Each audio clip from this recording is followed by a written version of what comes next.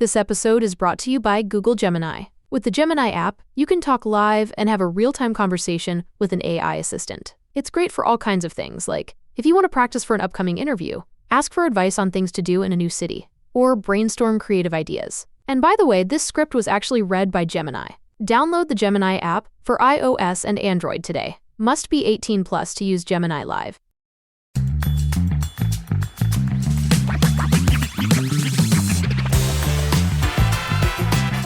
Hey everyone, welcome to this edition of Spin Shuffle Skip on the There Can Only Be One podcast channel, a proud member of the Pantheon Podcast Network. Seeing as this episode is releasing on New Year's Eve, we are really on the cusp of a brand spanking new year. Thank you all to our listeners for tuning in this past year. It has been so much fun. But it is that time to look back at the year that was in music with a little bit of a different spin shuffle skip, because this is, of course, is the first year of this little sub show on the channel. So it was time to figure out a way to celebrate the year.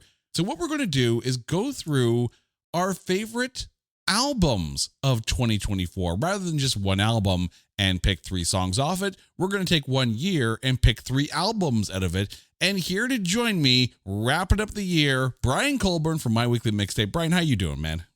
I am doing great, man. Thank you so much for having me back again. I'm glad I haven't pissed everybody off on the other episodes enough to have you kind of write me off at that point. Well, see, I'm surprised you haven't run screaming since the Cars episode, because that must have been just painful.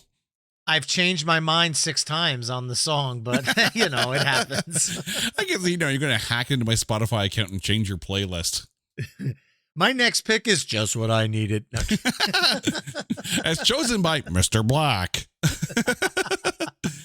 All right, so here's what we're going to do. We're going to go through the albums of 2024 and pick 3 each.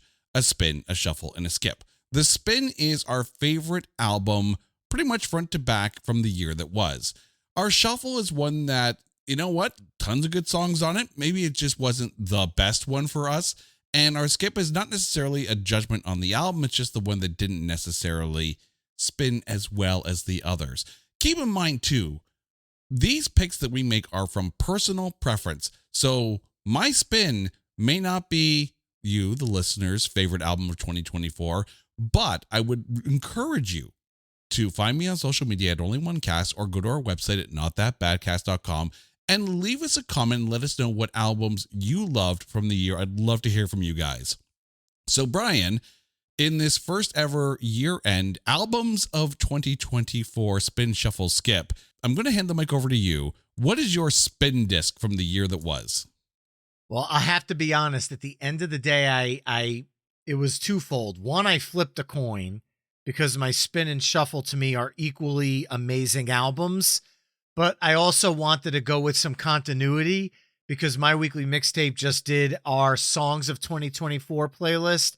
And I talked about my favorite album of 2024 on that episode. So it would have been kind of ultra weird if it was different on this show. So I am going to repeat a little bit here, but my favorite album of 2024 and my spin pick is Fish's Evolve, which I know for some people, assuming I'm more of a hard rock guy, I've been a huge Fish fan since 2000's Farmhouse. As my wife and I were dating, she gave me the CD and said, give this a listen on the drive home, because we were a long distance relationship, New Jersey to New Hampshire, 6 hours. And I listened to Farmhouse for 6 hours in a row. I just let it keep playing over and over and again.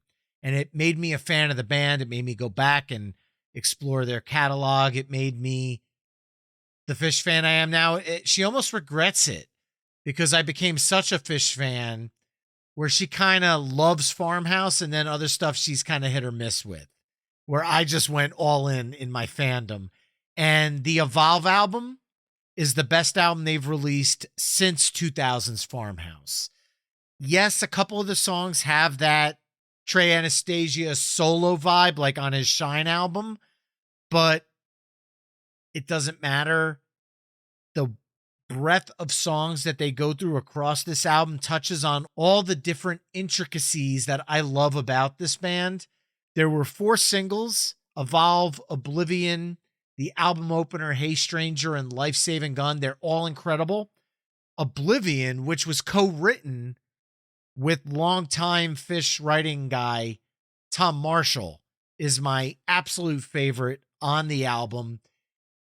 Could be my favorite Fish song since the Farmhouse album. And when you put out an album that strong, and I've been a fan of the band for over almost 25 years now, you gotta give it a hat tip. So that's my spin for tonight. On the upside, a 6-hour drive from New Jersey to New Hampshire is about the length of a Fish concert. So you could probably listen to an entire live recording and still have a few kilometers to go. I was going to say, I did that several times with some Fish and Mo live albums where you just bring 1 3 or 4 CD set with you and it covers an entire road trip and you kind of get that full show experience on the drive. It was a lot of fun. I did that with all of the Mo Warts and All albums, all great. If you're into jam band music, I can understand where people that aren't don't get it, but for long car rides, you lose track of time when jams happen because you haven't counted like, oh my God, I just heard the last 7 songs. You lose track of time when they're kind of exploring musically. I will admit that I'm not the biggest, and it's not for, actual listening. I've never actually listened to a full Fish album. So one of these days, I'm sure I'm going to have to deep dive and see what I'm missing. Maybe that's when we do There Can Only Be One Fish. A red snapper? No, sorry. had to get my UHF reference in there. I'm going to be completely and utterly obvious with my pick for Spin Disc. And you know me. I have a taste for some of the bands from overseas, from across the pond, that put out some really damn good music. So to anyone who knows me, it's probably no surprise that my spin disc is The Catalyst by Amaranth. Released February 23rd of this year. This is actually the first disc that they have with Michael Salen on harsh vocals, coming in after the departure of Henrik GG6 Englund. I was really curious as to what they were going to do with this album, because this is now their 3rd harsh vocalist that they've had with the band. And they're also on their 2nd male clean vocalist. So they've had some different changes and some eras over the years. Obviously, Elise Reed is, the constant through the entire Amaranth run. But holy crap, did they ever bring a lot on this? Damnation Flame, Outer Dimensions, Insatiable. If you were looking for that typical Amaranth sound, you were getting that typical Amaranth sound. 5 singles off of this. Like, they got a ton of play. And then, of course, they released a couple of extra bonus tracks, including a cover of Fading Like a Flower by Roxette, another Swedish group that, of course, everyone knows Roxette. But I mean, like, this really brought it. And this was one of those things where I was really happy because I got to see them on this tour. This was me knocking them off the bucket list. It finally happened, and I was so stoked. The album actually hit number 5 on the UK rock and metal albums charts. It hit number 6 in Switzerland. It hit number 3 in Germany, number 9 in Austria. So clearly the new sound and the new singer resonates with Amaranth fans. This is an album that I would not have known if it wasn't for you. You introduced me to this group, and I'm thankful that you did. So a lot of the stuff with the earlier catalog, having the different singers, that was all news to me, because I'm only familiar with this album because you had them. Didn't you do a There Can Only Be One on them? I did. And by the way, yes. dear listeners, we're going to be having a bonus episode really soon where I'm going to be going through the artists covered in episodes 1 to 50 and going through the albums that were released since those episodes came out. So stay tuned for that bonus episode that's going to be coming out fairly soon. This disc is one of those albums. I was going to say, if you had to, I don't want to spoil it then. I was going to say, if you had to choose one song from this album, which one would it be? But I guess you're going to have to wait to that episode, huh? And luckily you don't have to wait too long, because we are almost at that, that full first 50 episodes of There Can Only Be One. So also, how did that time all go by so fast? Jay, I'm trying to wrap my mind around the fact that I am just about to cross the finish line for episode 100 in triple digits at My Weekly Mixtape. I have never hit that milestone in any of my years of podcasting. So yeah, it's a every one of those milestones, if no matter how you want to spin it, it's a great feeling. So congrats on 50, and here's to many, many more 50s of the show. Oh yeah, we're going to be here a while. Pack a lunch, stay for a day, because there's a lot of back catalog to get through if you're just tuning into our shows for the first time. This is what you do when you've just found that statement handbag on eBay and you want to build an entire wardrobe around it. You start selling to keep buying. Yep, on eBay. Over that all-black everything phase, list it and buy all the color. Feeling more vintage than ever? It's out with the new and in with the pre-loved. Next thing you know, you've refreshed your wardrobe basically without spending a dime. Yeah, eBay, the place to buy and sell new, pre-loved, vintage, and rare fashion. For me, for my shuffle pick, I'm actually going with an EP for this one, and that's the 7 EP by Chrissy Costanza. She is the singer of Against the Current, but has now put out a solo EP. She teamed up with Voila for a couple of songs and is on tour now solo, so I don't know what the status is for Against the Current, but this Chrissy Costanza EP is really freaking good. 7 Minutes in Hell, I Tried to Act Your Age. It doesn't necessarily have that early Paramore vibe that a lot of the Against the Current songs do have. This is a much more mature songwriting coming out of Chrissy. It feels a bit more personal. It feels a bit more like there's some rawness to some of these songs. And if she's going on to a solo career, I mean, it's sad for fans of Against the Current. You have to think that both are still going to exist, but this is a damn good debut solo EP from her. There's a definite difference in vibe, so it leaves me questioning, is this a vibe that she felt wouldn't work in Against the Current, or is this a sign that she's moving on from it? And I guess only time's going to tell. Hopefully it's the former, though, because I think there's a place for both. Very similar into the way that you had mentioned Paramore, Hayley Williams' solo efforts don't sound like, well, they don't sound like early Paramore. New Paramore and Hayley Williams' solo stuff has started to meld together. Mm-hmm. Similar to what I said with Fish, because some of Trey's solo influence comes out in Fish albums too. But there's definitely a separation. I'll be curious to see if that happens here too. Well, I mean, if this is just like a one-off for Chrissy Costanza and she brings some of that new raw songwriting to Against the Current, I think it's going to make the band even that much better, because there is some really, really deep musical emotion coming out. And I was really impressed to hear.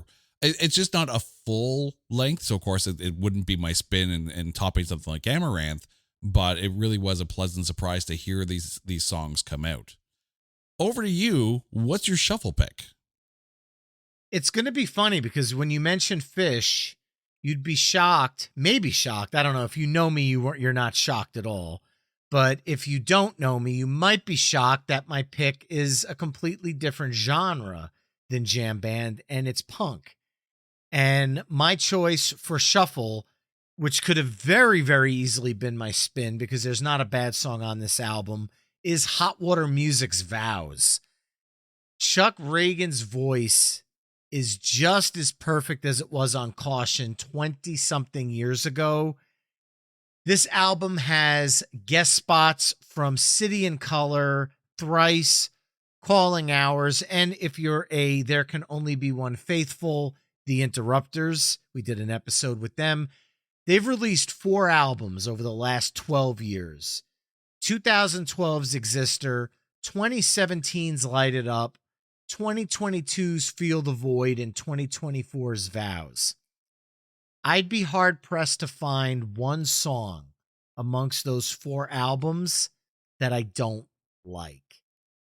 These guys are so consistent that it shocks me that they're not part of the punk rock elite. And the thing I think most punk rock bands love Hot Water Music. They're a punk rock band's favorite band that not everybody knows about.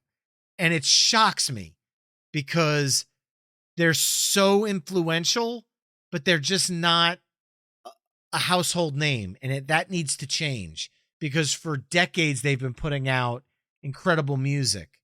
And yeah, more people need to talk about Hot Water Music, period.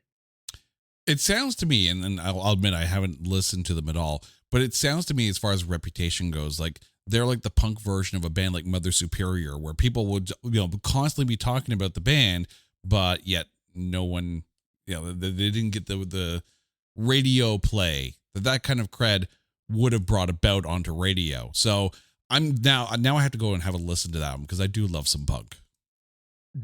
I honestly think you will love Hot Water Music because there's a touch of hardcore, a lot of punk, but also a rock and a melodic sense to them. Not melodic in the sense of emo, because there's a lot, like Chuck Reagan's vocals are very gravelly, but there's a melodic nature. The harmonies in these songs are powerful.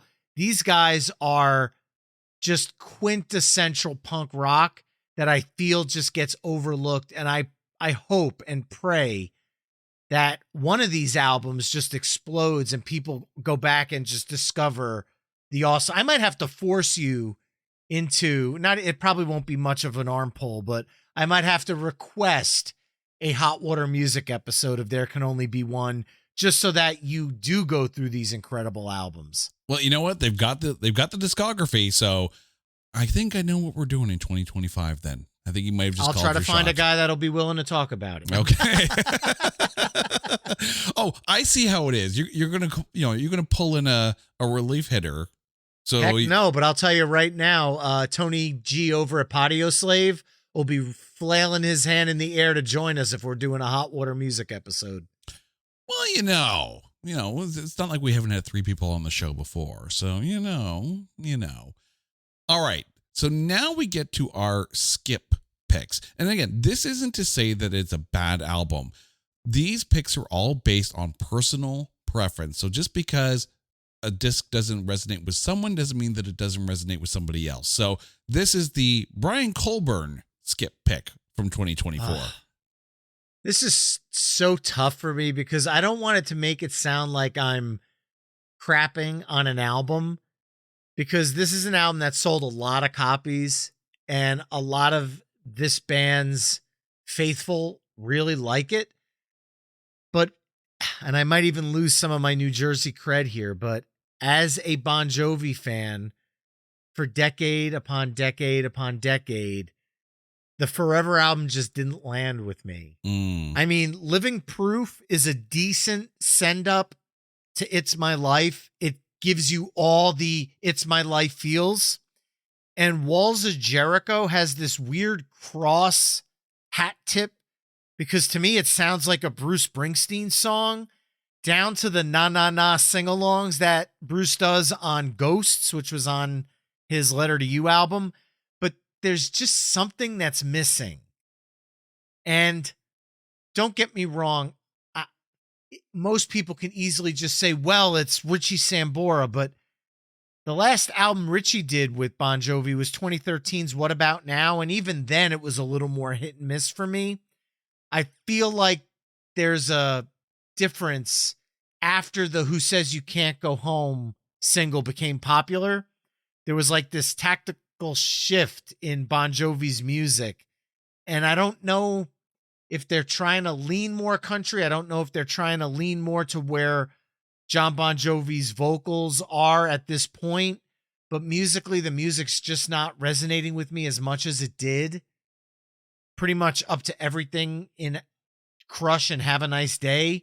But don't get me wrong, John Bon Jovi's an incredible person. He does so much for the community. He does a lot here in New Jersey. The documentary on Hulu's incredible. I still love the band. Just this album didn't blow me away, and they touted it as like this big anniversary return to form, and I don't feel it hit those marks. Yeah, you just mentioned another album that's going to be on that special of picking up from episodes 1 to 50. Haven't had a chance to listen to it yet. But I mean, I know, and I remember when I did the Bon Jovi episode with Sean Faust, you get to some of those later albums and you're like, it obviously it doesn't hit as like an album like New Jersey or Keep the Faith or Slippery When Wet or Crossroads or any of that big Bon Jovi era albums. But it's one of those things where, I mean, you have to absolutely applaud them for keeping going. And for some people, there's going to be some great songs on there. I'm curious to hear that album and kind of find that one song in that list for that special episode. My skip pick pains me. It pains me because I love the band. I freaking love this band.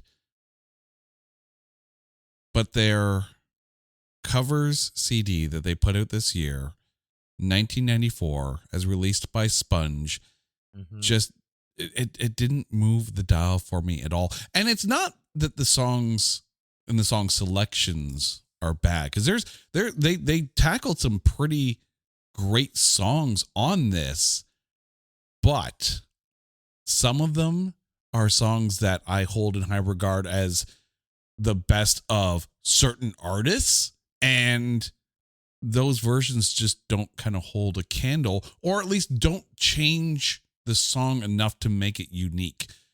Specifically, the last track on the disc, Can't Speak, is a cover of Danzig's song off of their 4 album. I love that song. It might be my favorite Danzig song of all time. And that's saying something when you have, Mother in that collection as well. But this just doesn't hit it. Girl, You'll Be a Woman Soon, not so much. Girls and Boys, not so much. No Excuses, not really.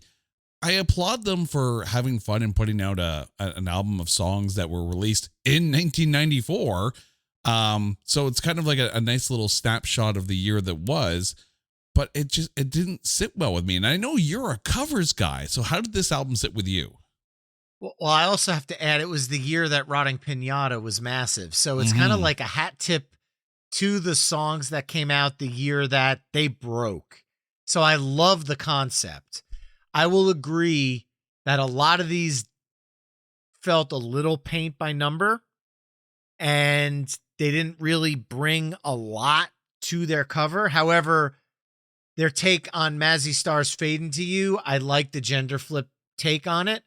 And if I was to pull an only one from this album, it would be that one. That one did pique my interest, and I think they did a nice take on that one. Oh, and I love that song. I've played that song live. It is so much fun.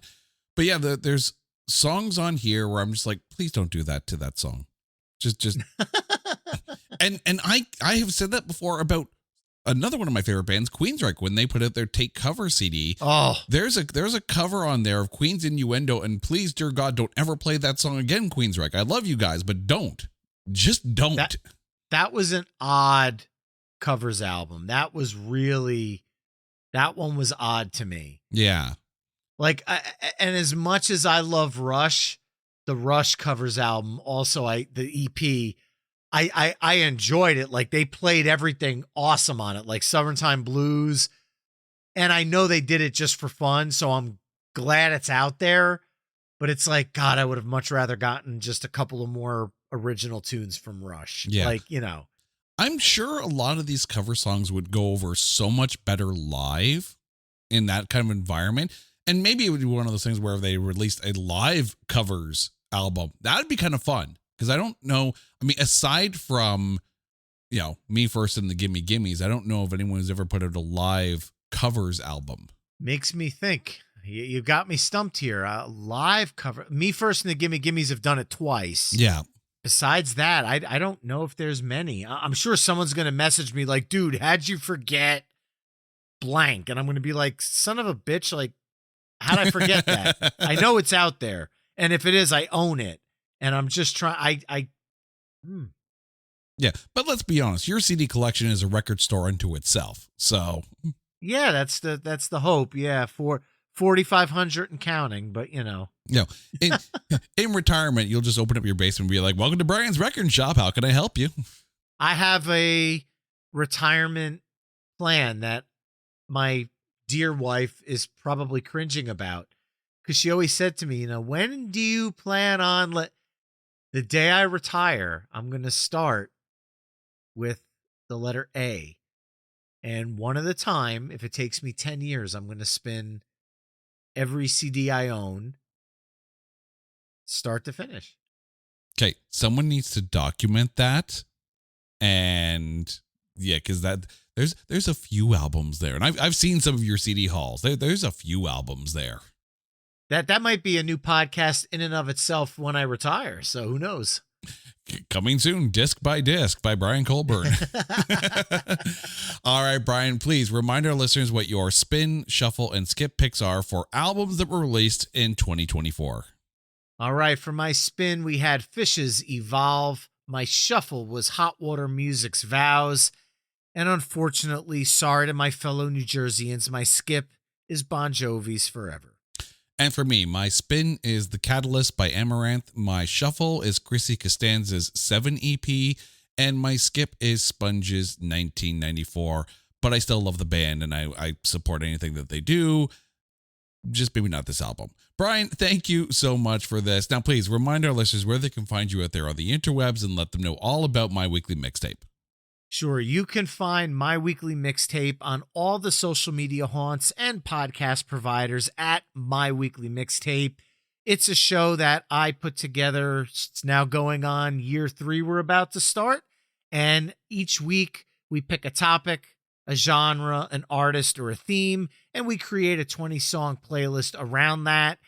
Or, as you do here with There Can Only Be One and Spin, Shuffle, Skip, I have some branch out programs within the show where I do album dives, song dives, as well as interviews with artists that kind of talk about their entire catalog. So it's a little bit of everything. And the easiest place to find everything My Weekly Mixtape related is myweeklymixtape.com. All right, and a reminder to all of our listeners that if you happen to be in the Whitby, Ontario area, we're going to be doing a live taping of It's Not That Bad at Five Paddles Brewery. So tickets are only $15. That includes your first drink. So be sure to come out to Five Paddles Brewery in Whitby, Ontario, if you want to catch us do a live taping of the best bad movie show that you can find on Spotify. Until next time, Brian, thank you so much. Dear listeners, you guys know the drill. If there's an album that you want us to cover on Spin, Shuffle, Skip, or an artist that you want us to cover on There Can Only Be One, hit us up on social media at OnlyOneCast or go to our website at notthatbadcast.com. And while you're there, make sure you subscribe to the webpage so you get updated anytime we put new posts up or new blog entries or whatever the case may be. Subscribe and stay in touch.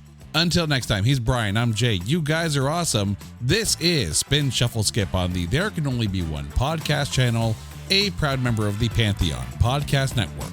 Take care.